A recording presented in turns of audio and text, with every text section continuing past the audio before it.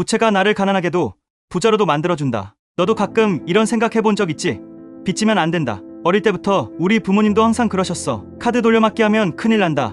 대출은 무조건 피해야 한다. 이런 말들 말이야. 근데 신기한 건 진짜 부자들은 대부분 빚을 잘 쓴 사람들이더라고. 물론 아무 생각 없이 빚졌다가 망한 사람들도 많고, 결국 중요한 건 부채를 어떻게 사용하느냐야. 이게 가난과 부의 갈림길이 되거든. 첫 번째, 나쁜 부채, 소비를 위한 대출. 먼저 사람을 가난하게 만드는 부채부터 얘기해보자. 예를 들어 300만 원짜리 최신 스마트폰을 사고 싶어서 카드 할부로 12개월 나눠 갚는다고 해보자. 혹은 급하게 현금이 필요해서 고금리 대출을 받아 쓴다고 해도 좋고, 이건 전형적인 소비성 부채야. 이런 부채의 특징은 딱 하나야. 돈이 나가기만 한다는 것. 너는 스마트폰을 손에 넣었지만 그 대가로 매달 카드값에 쫓기게 돼. 돈을 벌어도 먼저 빠져나가는 건 이자와 원금이야. 점점 소비 패턴은 커지는데 자산은 쌓이지 않아. 결국 악순환이 시작되지. 소비를 위해 빚을 내는 건 미래의 나에게 고통을 미리 예약해두는 거랑 같아. 두 번째, 좋은 부채, 자산을 위한 대출. 자, 반대로 부자가 되는 부채도 있어. 예를 들어볼게. 너가 월세 100만 원짜리 집에 살고 있었는데 2억짜리 아파트를 대출 끼고 샀다고 해보자. 전세 세입자를 들여서 1억 5천을 받아서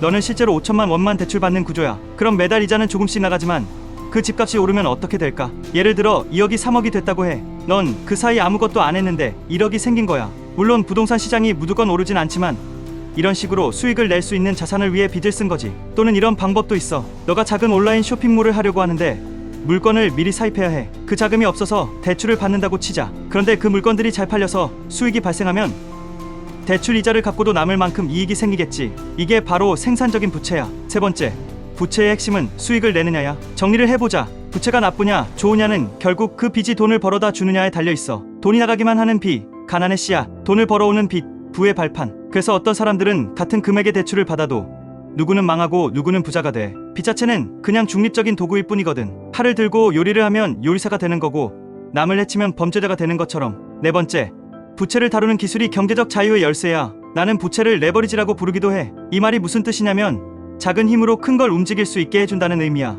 그냥 내 돈만 갖고 자산을 모으려고 하면 속도가 느려. 하지만 좋은 빚을 잘 활용하면 자산을 훨씬 빨리 늘릴 수 있지. 다만 조건이 있어. 이걸 하려면 반드시 수입과 지출을 통제할 수 있는 능력, 그리고 기본적인 금융 지식이 필요해. 감정에 휘둘리면 안 돼. 이 집 사면 오를 것 같아라는 느낌만으로는 안 되고, 입지, 가격, 세금, 이자율, 리스크까지 고려해야 하지. 그래서 단순히 대출은 나쁜 것이 아니라 잘 쓰면 부의 지름길이란 걸 기억해야 해. 다섯 번째, 결론. 부채는 칼이다. 요리할래? 베일래? 부채는 위험해. 그건 맞아. 하지만 잘 쓰면 진짜 강력한 무기가 될 수 있어. 가난하게 만들 수도 있지만 똑같이 부자로도 만들어줄 수 있는 양날의 검이지. 내가 하고 싶은 말은 이거야. 부채를 무서워만 하지 마. 대신 제대로 공부하고 현명하게 다뤄. 그럼 부채는 너의 종이 될 거야. 너도 혹시 뭔가 시작해보고 싶은 게 있다면 무조건 돈 모일 때까지 기다리기보다는 작게라도 레버리지를 활용해보는 것도 방법이야. 물론 그 전에 이게 나를 가난하게 만들 부채인지 부자로 만들 부채인지는 꼭 따져보고 말이야.